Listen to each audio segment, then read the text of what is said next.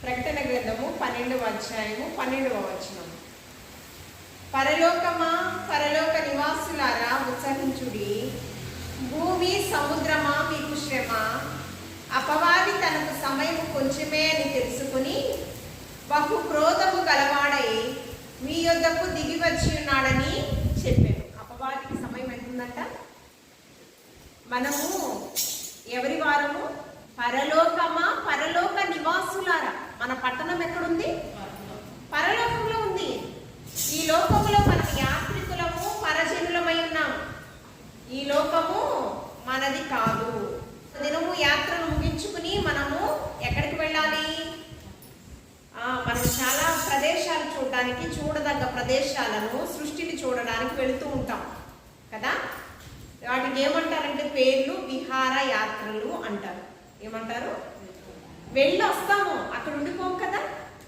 అందుకని పౌలు గారు అంటారు 2 కొరింథీయులకు రాసిన పత్రికలో, అవసరం లేదు, నేనే చెప్పేస్తాను, మీకు చీకటిగా ఉంది కాబట్టి. పౌలు భక్తుడు అంటున్నారు 2 కొరింథీయులకు రాసిన పత్రిక 5వ అధ్యాయం 1వ వచనంలో, భూమి మీద మన గుడారమైన ఈ నివాసము శిథిలమైపోయినను మన చేతి పని కాక దేవుని చేత కట్టబడినదియు నిత్యమైనదియునైన నివాసము పరలోకమందు మనకున్నదని. మన చేత నిర్మించబడిన ఈ గృహాలు ఏమవుతాయంట? శిథిలమైపోతాయంట. దేవుని చేత కట్టబడినదియు నిత్యమైనదియునైన నివాసము పరలోకమందున్నదని మనము ఎరగాలి. ఇది ఎరగక ఏమవుతుందండి? నోవాహు కాలంలో ప్రజలంట, నోవాహు 120 సంవత్సరాలు ఓడ కట్టాడంట. నోవాహు కాలంలో జలప్రలయము అంతకుముందు ఎప్పుడు రాలేదు. జలప్రలయం వస్తుంది, నీవు నీ కుటుంబము రక్షణ ఓడలోకి ప్రవేశించండి, నీవు ఓడను నిర్మించుకోండి అని చెప్తే, ప్రవ్వా జలప్రలయం ఎప్పుడు రాలేదు కదయ్యా అని ప్రశ్నించలా. ఏమనలేదు? జలప్రలయం రాలేదు కదయ్యా అని ప్రశ్నించలా. దేవుని మాటకు లోబడ్డాడు, ప్రశ్న వేయలేదు. ఏమంటున్నాడు? ఈ గృహముల కొరకు మనం ప్రయాసపడతాం. లూకా గారు సువార్తల్లో తెలియపరుస్తున్నాడు, నోవాహు కాలంలో జలప్రలయం వచ్చిందంట. నోవాహు తన కుటుంబంతో రక్షణ ఓడలో సురక్షితంగా ఉన్నాడంట. జనులేమో తినుచు, త్రాగుచు, కొట్ల నింపుకొనుచు, పెండ్లాడుచు ఉన్నారంట. ఎలా ఉన్నారు? భూ సంబంధమైన పనుల్లో ఉన్నారు. అంతటా ఏమొచ్చేసింది? ఏంటి ప్రభా, ఉన్న పాటలు వచ్చిందా? రాలేదు. 120 సంవత్సరాలు చెప్పాడండి నోవాహు తన ప్రజలకు ఈ మంచి వార్త. జలప్రలయం వస్తుందంట, మీరు దేవుని మాటకు లోబడండి. ఎన్నిసార్లు చెప్పాడు? 120 సంవత్సరాలు చెప్పాడండి. అయినా ఎవరు మారల. సొదొమ గొమొర్ర పట్టణాన్ని అగ్నిగంధకాలతో దహించి వేశాడంటే అదే లూకా సువార్త 17వ అధ్యాయము 26, 27, 28 వచనాలంతా కూడా అక్కడే ఉంటాయి. 27, 28, 29 వచనాలు. అక్కడ కూడా ఏమైందంట? సొదొమ గొమొర్ర పట్టణం అంట పాపంతో ఉంది.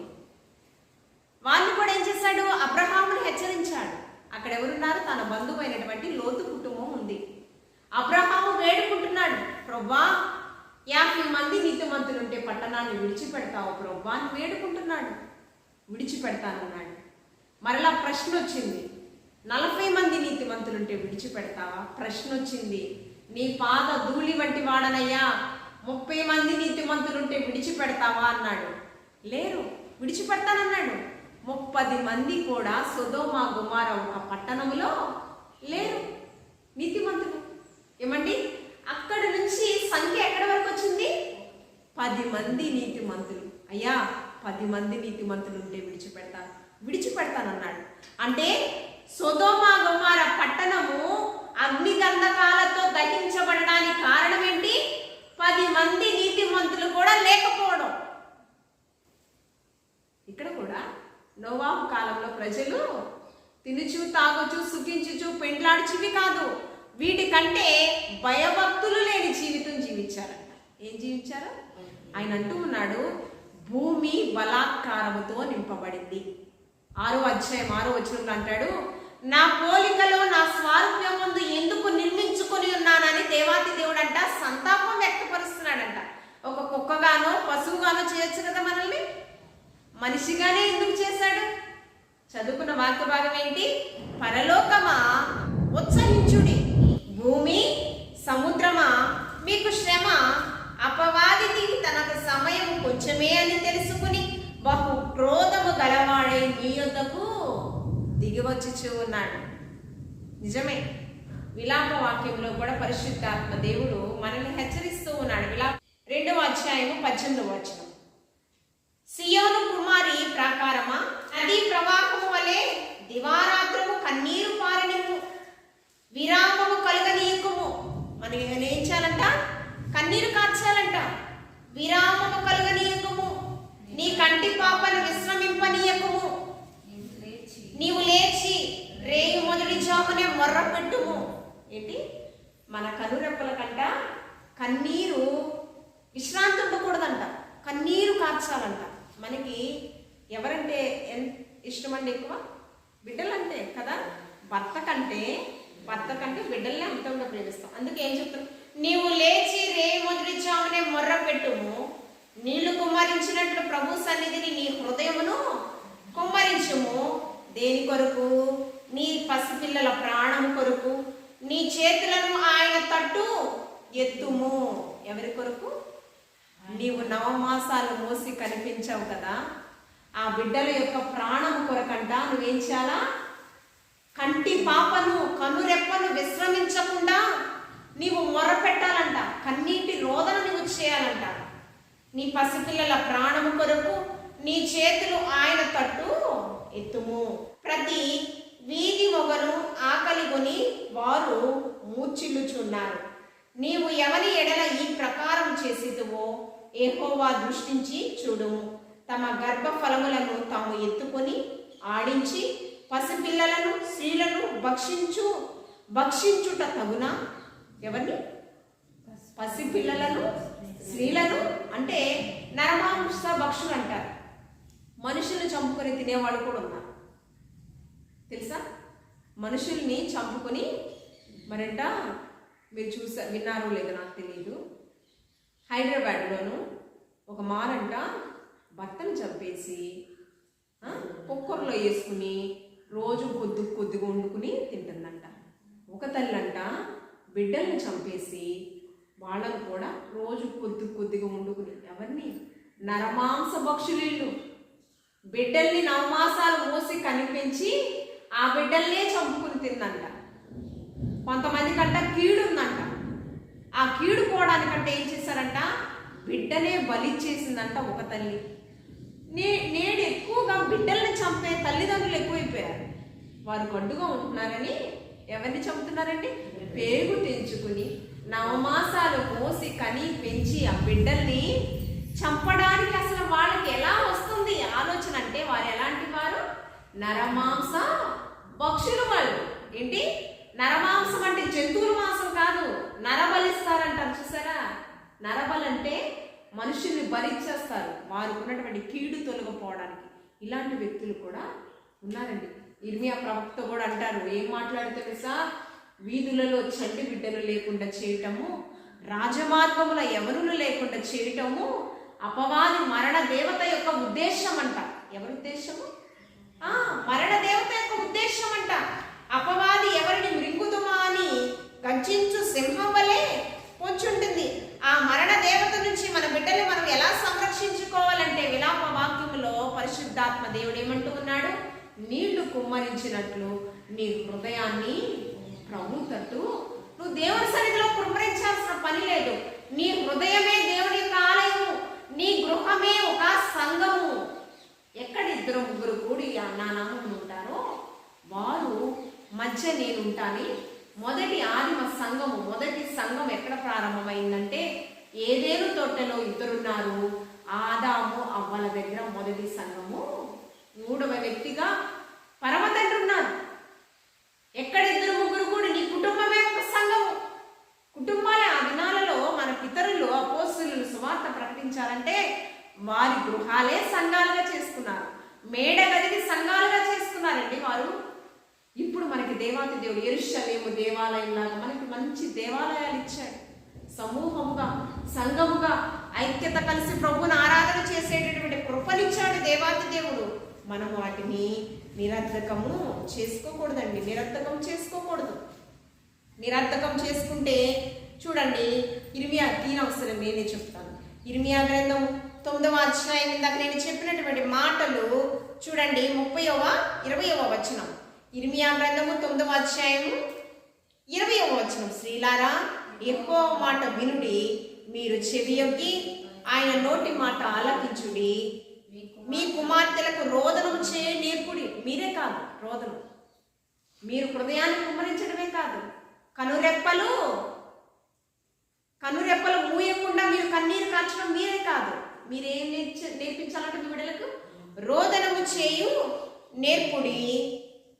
ఒకరికొకరు అంగలార్పు విద్య నేర్పుడి. ఒకరికొకరు ఎవరంటే ఎవరండి?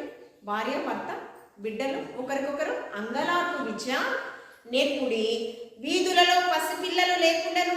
ఇందా చదివింది ఒక వాక్యం, ఇది వేరొక వాక్యం. వీధులలో పసిబిడ్డలు లేకుండాను, రాజమార్గములలో యవనులు లేకుండాను, వారిని నాశనము చేయుటకై మరణము మన కిటికీలపై ఎక్కుచున్నది, మన నగరులలో ప్రవేశించు. ఏం చేస్తుంది? మరణ దేవత అంట మన కిటికీలు ఎక్కుచుందంట, మన నగరాలలో ప్రవేశిస్తుందంట. ఎక్కడ చిన్నపిల్లలు ఉన్నారు, ఎక్కడ ఎవరి పిల్లలు ఉన్నారు? నిజమే, ఎవరిని నమ్మొద్దు, ఎవరిని. చాలామంది రీసెర్చ్లో చెప్తున్నారు, చంటి బిడ్డలు ఉన్న ప్రదేశంలో అంట ఎవరిని, కన్న తల్లే ఒక సెక్యూరిటీ. నిజంగా చెప్పాలంటే ప్రథమ గురువు కన్న తల్లే. తండ్రి దగ్గర కూడా విడిచిపెట్టొద్దు అంటున్నారు ప్రస్తుత పరిస్థితుల్లో. తండ్రి ఏంటి, అన్నేంటి, తమ్ముడేంటి, ఎవరి దగ్గర నీ చంటి బిడ్డలను విడిచిపెట్టడానికి సమాజం అలాగే ఉంది. అమ్మా, మనోళ్ళు మంచోళ్ళే, మనకు ధైర్యం ఉంది, కానీ అపవాది ఎలా ప్రవేశిస్తుందో మనకి ఎక్కడ నీ పాపని, నీ బిడ్డని ఎక్కడ విడిచిపెట్టడానికి వీలు లేదండి, వీలు లేదు. నిజంగా నీకు ఎంతో నమ్మకం ఉంటే ఓకే, నా వాళ్ళే కదా అని. ఆస్తుల కోసం అంట బిడ్డలు చంపేస్తున్నారంట. ఎవరు? తోడుకోడళ్ళు, మరుదులకి, అన్నలకి గొడవలయ్యి ఆస్తుల కోసమేమి పసిబిడ్డల ప్రాణాలు తీసేస్తున్నారు. ఎవరిని నమ్ముతాం మనం? చెప్పండి, నమ్మకూడదు. ఒక్కొక్క దుర్వార్త ప్రతిదినం మనం చూస్తున్నాం. ప్రతిదినం చంటి పిల్లలు చంపేవాళ్ళు ఎక్కువైపోతారు. ప్రతిదినం ఒక్కొక్క వార్త చూస్తున్నాం మనం. నిజంగా ఆ బిడ్డల పట్ల ఆ ప్రేమ, ఎనలేని ప్రేమ కన్న తల్లికే ఉంటుంది. ఆ కన్న తల్లికి ఎప్పటి వరకు ఉంటుందంటే ఏమండి, తండ్రికేమో కుమారుడుగా ఉంటిని, నా తల్లికేమో సుకుమారుడనైతిని అంటూ ఉన్నాడు జ్ఞానినటువంటి సలోమాన్ గారు. ఏమంటూ ఉన్నాడు? నా తండ్రికేమో నేను కుమారుడేని, కానీ నా తల్లికి నేను ఎలా ఉన్నానంట? సుకుమారుగా ఉన్నానంట. అందుకే అంటున్నాడు, నా కుమారుడా నేనేమందును, మ్రొక్కి కలిగిన కుమారుడా నేనేమందును. ఎలా కంది? మ్రొక్కులు మొక్కి ఏమండి 9 మాసాలు మోసి పురిటి నొప్పులు తాళలేక ప్రాణం పోతుందేమో వెలవెలలాడుతూ ఏమండి ఆ పేగు బంధం నీకే తెలుస్తుంది. ఎక్కువ ఎక్కడో 90% కన్నతల్లులకే తెలుస్తుంది, 10% నేను చెప్తాను తండ్రులకు ఉంటుంది. బాధ్యత నీకే తెలుస్తుంది. కాబట్టి ఆ బిడ్డల్ని నువ్వు ఉపదేశించే తల్లిగా నువ్వు ఉండాలి. ఎక్కడికి నువ్వు వెళ్ళడానికి వీల్లేదు. ఉంటే నువ్వు ఇంట్లో ఉండాలి, లేకపోతే దేవుని సన్నిధిలో ఉండాలి. అర్ధరాత్రి వేళ స్నేహితులు లేరు, ఎవరు ఎక్కడో పంపించడానికి వీలు లేదు. సమాజం అలా కనిపిస్తుంది, పరిస్థితులు అలా చూస్తున్నాయి. వాక్యం కూడా అదే చెప్తుంది. ఎవరు చెప్తున్నారు? ఈ కడవరి దినాలు ఇవే జరుగుతాయి. పరలోకమా, పరలోక నివాసులారా సంతోషించండి. మీరు సంతోషించి ఏం చేయాలి? మెలకుగా ఉండి మీరు ప్రార్థన చేయాలి. చూడండి, పేతురు గారు తన పత్రికల్లో తెలియపరుస్తూ ఉన్నారు. 1 పేతురు రాసిన పత్రిక 4వ అధ్యాయము 7వ వచనం. 4వ అధ్యాయము 7వ వచనం. ఇక్కడ మనం చూస్తే 5వ వచనం నుంచి, సజీవులకును మృతులకును ఆయన తీర్పు తీర్చుచున్నాడు. ఎవరికండి? ఎవరికి? సజీవులకు మృతులకు తీర్పు తీర్చుచున్నాడు. మనం అనుకుంటూ ఉన్నాము మనం సజీవ లెక్కలో ఉన్నామని. మనకి ఇచ్చినటువంటి దేవాతి దేవుడు అవయవాలతో దేవుణ్ణి మనం గణపరచకపోతే మనం సజీవులుగా ఉన్నా తానే.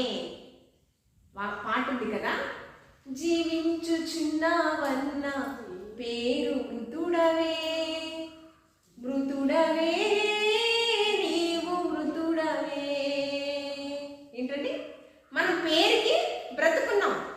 ఏమండి, మన మన మన శరీరంలో అవయవాలన్నీ కూడా పనిచేస్తున్నాయి. కానీ నీ ఆత్మ పని చేయకపోతే, నీ ఆత్మలో పరిశుద్ధత లేకపోతే నువ్వు మృతుడవే అంటూ ఉన్నాడు. ఇక్కడ సజీవులకు మృతులకు తీర్పు తీరుస్తాడంట. ఎవరు? యేసుక్రీస్తు ప్రభువారు రెండవ రాకడలో వచ్చినప్పుడు మొట్టమొదటిగా ఎవరు కొనుక్కోబడతారు? మృతులైన మన పితరులు కొనుక్కోబడతారు. ఎవరు? పాతాళంలో ఉన్నవారు కాదండి, మృతులైన పరిశుద్ధులైన మన పితరులు కొనుక్కోబడతారు. ఆ మీదట సజీవ లెక్కలో ఉన్న మనం, ప్రభువుని గణపరచుచున్న మనం ప్రభువుతో కొనుక్కోబడతాం. ఆయన ఏం చేస్తాడట? సజీవులకును మృతులైన మన పితరులకు, వారు మృతి చెందలేదు, వారు ఎలా ఉన్నారు? నిద్రించుచు ఉన్నారు. ఏమండి, యశాంకులేంటి, కోటేశ్వర బ్రదర్ ఏంటి, ఎవరున్నారు ఇక్కడ? ఎవరైతే ఉన్నారో, మృతి పొందారో వారు మాదిరికరమైన జీవితం జీవించినటువంటి వారు ఎలా అంట? వారు ప్రభు సన్నిధిలో నిద్రించారు. సమాధులు తెరవబడతాయంట, వారి ఆత్మలు ప్రభుతో కొనిపోబడతాయంట. ఆ మీద సజీవులమైన మనం నిజంగా నేను బ్రతికే ఉన్నాను ప్రభువా, నా ప్రాణాత్మ దేహములతో నిన్ను మహిమపరుస్తున్నాను ప్రభువా అని మనం ధైర్యంగా చెప్పగలమా? 7వ వచనం చదువునానా? అంతటా అంతము సమీపమై ఉన్నది కాగా మీరు స్వస్థ బుద్ధి గలవారై ప్రార్థన చేయుటకు మెలకువగా ఉండాలంట. ఎలా ఉండాలి? స్వస్థ బుద్ధి. నీ హృదయానికి స్వస్థ బుద్ధి కావాలి, నీ ప్రాణాత్మ దేహములకు ఒక బుద్ధి కావాలి. ఏమండి, దీని కొరకు ఏం చేయాలంట? మెలకువగా ఉండి నువ్వు ప్రార్థన. ప్రభువా, నా ప్రాణాత్మ దేహములు నీ వశంలో చేసుకోయ్యా. అపవాది ఒక సమూహంతో ఉందయ్యా, దురాత్మల సమూహంతో నా మీద, నా బిడ్డల మీద, భర్త మీద, నా కుటుంబం మీద ఏలుబడి నీ రక్తాన్ని ప్రోక్షింపచేయ్యా. రాహాబు ఏం చేసిందండి? మరణ దేవత తన కుటుంబంలోకి రాకుండా ఏం చేసింది? రక్తంతో నిండినటువంటి ఎర్ర తాడును తన యొక్క కిటికీకి కట్టింది, తన ద్వారమునకు. అంటే ఏమైంది? మరణ దేవత అక్కడి నుంచి వెళ్ళిపోయింది. రాహాబు వేగుల వారికి ఏమిచ్చింది? ఆతిథ్యం ఇచ్చింది. ఇశ్రాయేలు ప్రజలకు గూఢాచారులను కాపాడింది. యెహోషువ కొంతమంది వ్యక్తులను పంపించాడు. ఏమండి, యెరికోని జయించాలి, అక్కడ పరిస్థితులు ఎలా ఉన్నాయో మీరు చూసి రమ్మంటే ఆ విషయం అందరికీ తెలిసింది. రాహాబు తెలిసిన ఈమె ఐగుప్తు ప్రజలను దేవాతి దేవుడు రక్షించాడంట కదా, అరణ్య మార్గంలో కాపాడాడంట కదా, ఫరో నుంచి కాపాడాడంట కదా, నేడు మమ్మలను కూడా కాపాడాలి, ఎందుకంటే నీకు నేను సహాయం చేశాను కదా ఆమె అడిగింది. అందుకనే వేగుల వారికి ఆతిథ్యం ఇచ్చి తన ప్రాణాలను కాపాడుకుందని రాహాబుని విశ్వాసుల వీరుల పట్టికలో ఉంచాడు దేవాతి దేవుడు. ఎక్కడ ఉంచాడు? రాహాబు ఎవరండి? వ్యభిచారి. ఎవరు? వ్యభిచారి. దేవుని కొరకు, పని కొరకు, దేవుని బిడ్డలను సంరక్షించడం కొరకు ఒక సాధనంగా వాడబడిందని దేవాతి దేవుడు కృతజ్ఞత నిలిపాడు. ఆయన అంటూ ఉన్నాడు ఒక మాట, బీదలను కటాక్షించువాడు యెహోవాకు అప్పించువాడు. బీదలంటే ఇక్కడైతే నిజమే, నిన్నటి ఏం చెప్పాను వాక్యం? ఆత్మీయ లోపం ఉన్న వాళ్ళు బీదలు. ఇప్పుడు నేనేం చెప్తున్నానంటే ఆత్మీయత ఉండి నిరుపేదలుగా ఉన్నటువంటి వారిని ఎవరైతే ఆదరిస్తారో, వారి పట్ల కనికరం చూస్తారో, ఏమండి, బీదలను కటాక్షించువాడు యెహోవాకే అప్పించువాడు. యెహోవాకు మనం అప్పివ్వాలి అనేది మనకుందా ఆ సామర్థ్యం? నువ్వు పేదలు, నిరుపేద స్థితిలో ఎవరైతే ఉంటారో, నీకు మరలా తిరిగి ఇవ్వలేని స్థితిలో ఎవరైతే ఉంటారో, ఆహారం లేక, వస్త్రం లేక, ఏమండి, ఎవరైతే దిగంబరులుగా ఉంటారో వారికి నీవు వస్త్రం ఇవ్వు, ఆహారం ఇవ్వు. దేవుని చేత ఆశీర్వదింపబడిన వారులారా వారు ఎక్కడ ఉంటారంట? దేవుని యొక్క కుడిపార్శ్వమున ఉంటారంట. వారు దేవుని యొక్క కుడిపార్శ్వమున వారు పరలోకానికి స్వతంత్రించు. మేమెప్పుడయ్యా నీకు ఆహారం ఇచ్చాము, మేమెప్పుడయ్యా నీకు వస్త్రములు ఇచ్చామంటే, దిక్కులేని వారికి మీరు ఎప్పుడైతే ఆహారం పెట్టారో, దిక్కులేని వారికి ఎప్పుడైతే మీరు వస్త్రాలు ఇచ్చారో అది నాకు ఇచ్చినట్లే. మీలాంటి వారిదే పరలోక నిజమైన ఉపవాసం అంటే ఏంటి? శరీరాన్ని నలుగగొట్టుకోవడం కాదు, ఆయాసకరమైన క్రియలన్నీ కూడా విసర్జించడమే నిజమైన ఉపవాసం. నీ శరీరేచ్ఛలన్నీ కూడా నువ్వు చంపుకోవడమే నిజమైన ఉపవాసం. ఉపవాసం అంటే దేవునికి దగ్గరగా మనము బ్రతకడం, దేవునికి మనకి దూరం చేసే ప్రతి క్రియ మన నుంచి దూరపరచుకోవడం. చివరిగా ఇంకొక మాట మనం చదువుకొని ముగించుకున్నాం. చూడండి, లూకాసు వార్త 12వ అధ్యాయం 37వ వచనం. ఈ వాక్యంలో ఇక్కడ మనం చూసినట్లయితే ప్రభు వచ్చి దాసులు మెలకువగా ఉండుట కనుగొనును, ఆ దాసులు ధన్యులు. యేసుక్రీస్తు ప్రభువారంట పెండ్లి విందు నుంచి బిడ్డల దగ్గరకు వచ్చారంట. మొదటి జామున వచ్చారంట. మొదటి జామున వచ్చినప్పుడంట ఎవరు ఆ పెండ్లి కుమారుడైనటువంటి యేసుక్రీస్తు ప్రభువాన్ని ఎదుర్కొంటారో, ఆయన కొరకు సిద్ధపాటు కలిగి ఉంటారో వారు ధన్యులంట. వారికంట కింద వచనాలలో దేవుడు వారికి ఉపచారం చేస్తాడంట. అతడు నడుమును కట్టుకొని వారి భోజన పంక్తిని కూర్చుండబెట్టి ఎవరైతే ధన్యులై ఉన్నారో వారిని భోజన పంక్తిని కూర్చుండబెట్టి తానే వచ్చి ఎంత గొప్ప ధన్యత అండి, ఎంత గొప్ప ధన్యత. యేసుక్రీస్తు ప్రభువారు మనము మెలకుగా ఉంటే, ఆయన కొరకు కనిపెట్టి సిద్ధపాటు కలిగిన జీవితాలు ఉంటే, దిద్దుబాటు కలిగిన మన జీవితాలు ఉంటే, ఆయన ఏం చేస్తాడంట? మనల్ని ఎదుర్కొని ఆ పెండ్లి విందులో మనకేం చేస్తాడంట? ఆతిథ్యం ఇస్తాడంట, ఉపచారం చేస్తాడంట. మనకి ఎంత గొప్ప ధన్యత. దొంగ ఎలా వస్తాడో మనకైతే తెలియదు కదా, దొంగ ఎలా వస్తాడో. అందుకని ఏమర పాటు మనం లేకుండా అంట గృహ యజమానుడంట మెలకుగా ఉండాలంట. యజమానుడికి తెలిసిన ఎడల అతడు మెలకుగా ఉండి తన ఇంటికి కన్నము వేయనీయడని తెలుసుకోండి. మీరు అనుకోనని గడియలో మనుష్య కుమారుడు వచ్చును కనుక మీరును సిద్ధముగా ఉండుడని చెప్పాను. మనకి సిద్ధపాటు అనేది చాలా ప్రాముఖ్యమైనది. మనము మెలకువ కలిగి మరణ దేవతను మనం ఎదిరించాలి అంటే, అపవాదిని మనం ఎదిరించాలంటే ప్రార్థన అనే బలిపీఠాన్ని మన కుటుంబంలో కట్టుకోవాలి. ప్రార్థన అనే బలిపీఠం కడుతూ ఏం చేయాలి? యోబు భక్తుడంట అరుణోదయంనే లేచి తెలిసి తెలియక నా బిడ్డలు ఏదైనా అపరాధాలు చేశారేమోనని ఏం చేస్తున్నాడంట? బలులు అర్పిస్తున్నాడంట. ప్రతి బిడ్డ దగ్గరికి వెళ్ళి చేతు నుంచి ప్రార్థన చేస్తే ఏం చేశాడంట? బలులు.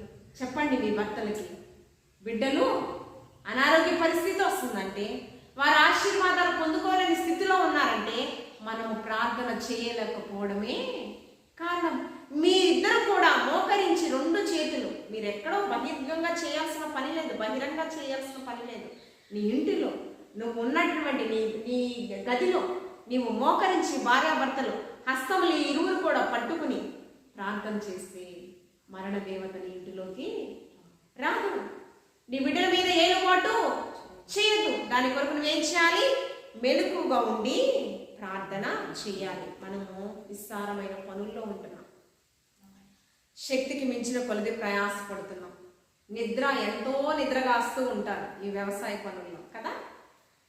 తిండి ఉండదు, సరిగ్గా నిద్ర ఉండదు కదా, కునుకు తీసే టైమే మీకు ఉండదు కదా. ఇంత నిద్రగాస్తున్నారే, కానీ మరణ దేవత రాకుండా ఎంతగా మీరు కన్నీరు కారుస్తున్నారు, ఎంతగా మీరు రోధిస్తున్నారు. అది ఒకటి ఆలోచించేద్దామండి. ఎంత కష్టపడినా మనం సంపాదించేదంట మనకి తెలియనటువంటి వారు ఎవరో అనుభవిస్తారు. కష్టపడింది ఒకటైతే దేవుడు ఏం చేస్తాడంట? దేవుడు మన మీద ఉన్న కోపంతో ఎవరికి మనకి తెలియనటువంటి వ్యక్తులు ఎవరో అనుభవిస్తారట మనం కష్టపడింది. నువ్వు కష్టపడింది నువ్వు అనుభవించకపోతే ప్రయోజనం ఏముంటుంది చెప్పండి? ఏమంటే నువ్వు కన్నా నీ బిడ్డలు ప్రయోజకులు అవ్వకపోతే ప్రయోజనం ఏముంటుంది? నువ్వు కన్నా నీ బిడ్డలు ఆశీర్వాదం పొందుకోకపోతే ప్రయోజనము ఏముంటుందండి? ఆలోచించేద్దాం. దేవుని యొక్క వాక్యం సమయమందు అసమయమందు మనతో మాట్లాడుతున్న వాక్యమైన దేవాది దేవుడు మనం ఎంతగా దేవునికి దగ్గరగా బ్రతకాలా అని ఆయన ఆతృతతో ఆశతో ఎదురు చూస్తున్నాడు. దేవుని సన్నిధి మీకు దగ్గరగా ఉంది. ఏగిరపడి మీరు రావాలి, ప్రార్థన చేయాలి. మీ బిడ్డల కొరకు, మీ అవసరతల కొరకు మీరు ప్రార్థన చేయాలి. ఎందుకంటే మీరు పరలోక నివాసం. దేవుని పోలికలో సృజించబడిన మీరు ఎక్కడుండాలి? పరలోక రాజ్యంలో మీరు ఉండాలి. ఆ ఉండుటకు మనము ఎంతగా సమయాన్ని సద్వినియోగపరుచుకుంటున్నాం, మనల్ని మనము ఆత్మ పరిశీలన చేసుకున్నాం. నెలకు ఒకసారే మేము రావడం జరుగుతుంది కదా. పాస్టర్ గారు వాళ్ళు, మా మావయ్య గారు, సాగర్ పాస్టర్ గారు వాళ్ళు వస్తున్నారు, మా మావయ్య గారు. అంటే మనము మన గ్రామం పట్ల దేవుడు మహోన్నతమైన కృప ఉంది. ఏం అవసరం లేదండి, మీరు దేవుని సన్నిధికి వచ్చి దేవునికి ఇవ్వాల్సిన సమయం మీరు ఇస్తే ఇచ్చి శోధించండి, ఆకాశపు వాకిళ్ళు విప్పి పట్టజాలిస్తారమైన ఆశీర్వాదాలు దేవాతి దేవుడు మనకి కురమరింపు చేస్తాడు. మీ బిడ్డల్నేమి వీలైతే కోప్పడడం అనేది దేవుని సన్నిధికి రావడం లేదని మీ భర్తలపై మీరు కోప్పడండి. మనకు అవసరతలు ఆశీర్వాదాలు దూరం అవుతున్నాయి, మీ వల్లే అని కోప్పడండి, తప్పులేదు. మనము ఖచ్చితంగా భార్యాభర్తల మధ్య ఏదో ఒకటి సమస్యలు వస్తూ ఉంటాయి కదా. సాత్విక్ని గుమ్మం దాటి బయటికి పంపడానికి 1000 సార్లు ఆలోచిస్తాను నేను. ఈ దినాలు అలాగే ఉన్నాయి, నిజమమ్మా. ఎవరి బిడ్డలైనా బిడ్డలే, ఎవరి దగ్గరికి మీ బిడ్డలు ఇవ్వద్దు, ఎవరి దగ్గరికి సమయం కాని టైంలో మీరు పంపొద్దు. ఒక సహోదరిగా మీకు నేను చెప్తున్నాను, మరణ దేవత ఎవరిని మృంగుదుమా అని రచించు సింహం వల్లే వీధిలో చిన్న బిడ్డలు రాజమార్గంలో ఎవరు లేకుండా మీ నగరాలలో ప్రవేశిస్తుందంట. సిటీస్లో ఎక్కువగా హత్యలు, చిన్న బిడ్డలు చంపేస్తున్నారు, ఎవరి బిడ్డలు చంపుతున్నారు, స్నేహితులు చంపుకుంటున్నారు. ఏమంటే హత్యలు ఎక్కువగా చిన్న పిల్లలు యవ్వనులపైనే జరుగుతున్నాయి. అందుకని మీకు ఎప్పుడు నేను చెప్తూ ఉంటాను, మీ బిడ్డలు బాగా చదివించుకోండి, ప్రయోజకులను చేసుకోండి. ఎందుకంటే బిడ్డలు వారు పరలోక రాజ్య. నిన్నే చెప్పాను, చిన్నపిల్లలారా మీరు దేవుని సంబంధులు, మీలో ఉన్నవాడు లోకంలో ఉన్నవాడి కంటే చాలా. ఎవరిలో ఉన్నాడంట? చిన్న బిడ్డల్లో. ఎవరి బిడ్డల్లో ఎవరున్నారు? దేవుని సంబంధులు వారు. మీలో ఎవరున్నారంట? మీ పిల్లల్లో దేవుడు ఉన్నాడు, దేవుడు నివాసం చేస్తున్నాడు. మీలో ఉన్నవాడు లోకంలో ఉన్నవాడి కంటే చాలా. చిన్న బిడ్డలారా మీరు దేవుని సంబంధులు, మీరు పరలోక రాజ్య, మీ బిడ్డలు పరలోక రాజ్య పౌరులు. నేను ఎవరికి ఫోన్ చేసినా మాట్లాడినా ఈ మధ్య అసలు ఎక్కువ మాట్లాడలేకపోతున్నాను. అంటే సమయం ఒకటి లేదు.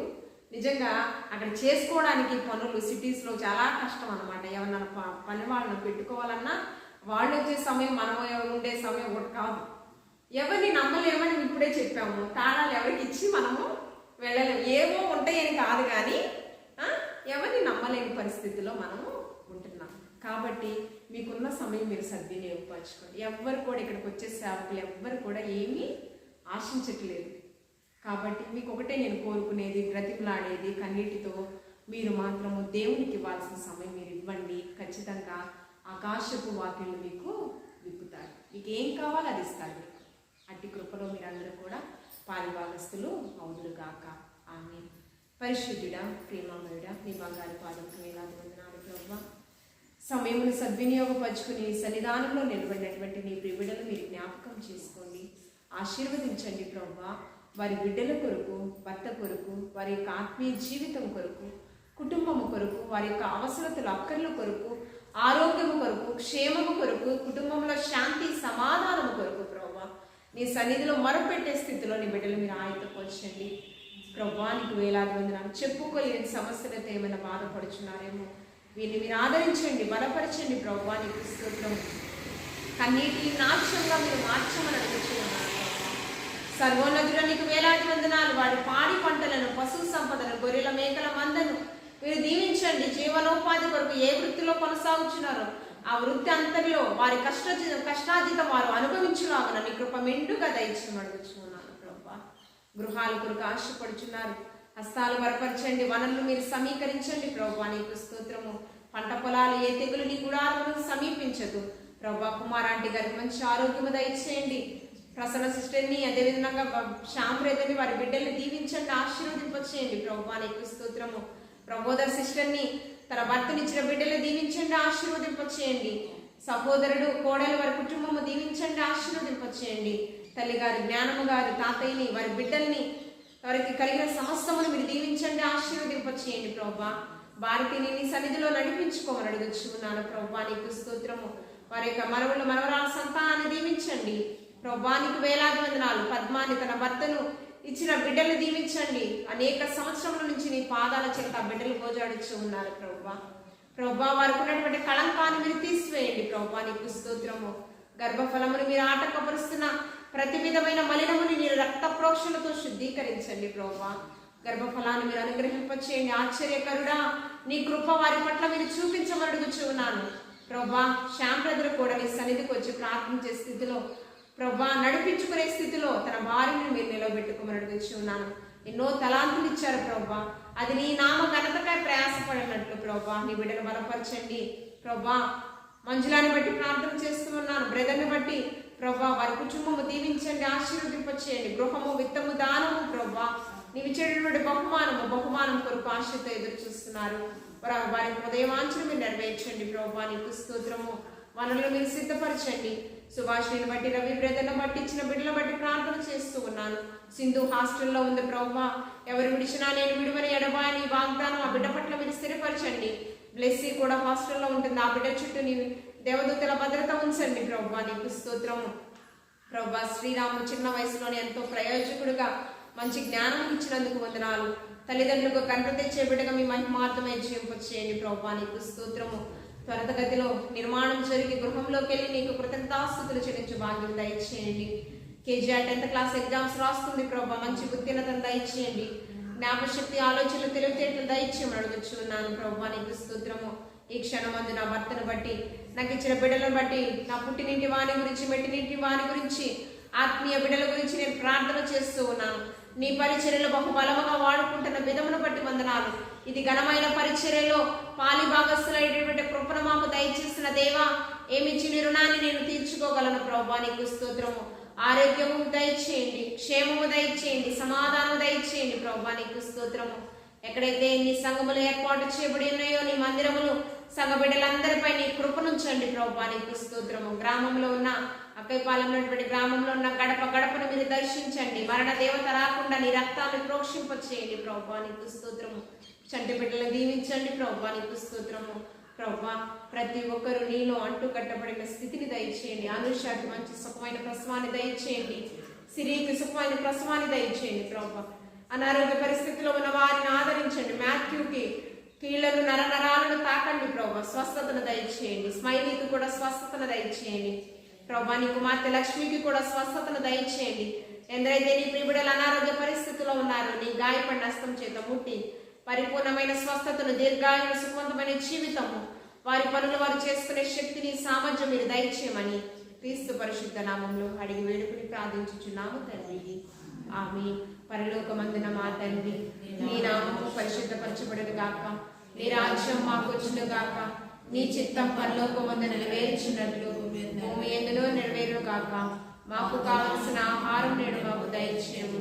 మా రుణస్థులు మేము క్షమించిన ప్రకారము మా రుణములను క్షమించుము. మమ్మల్ని శోధన కీడి నుంచి తప్పించుము. ఎందుకంటే రాజ్యము, బలము, మహిమ నిరంతరము నీవై ఉన్నావు తండ్రి. ఆమేన్. యేసు రక్తమే జయం, శిలువ రక్తమే జయం. ప్రభు యేసు నామములో సంపూర్ణమైన విజయము, క్షేమము, నెమ్మది, సమాధానము కలుగును గాక. ఆమేన్. తండ్రి, కుమార, పరిశుద్ధాత్మ త్రియేక దేవుని మెండు దీవెనలు ఇప్పుడు ఎల్లప్పుడూ సదాకాలము మీకు మీ కుటుంబాలపై నింపబడును గాక. ఆమేన్. అందరికీ వందనాలు.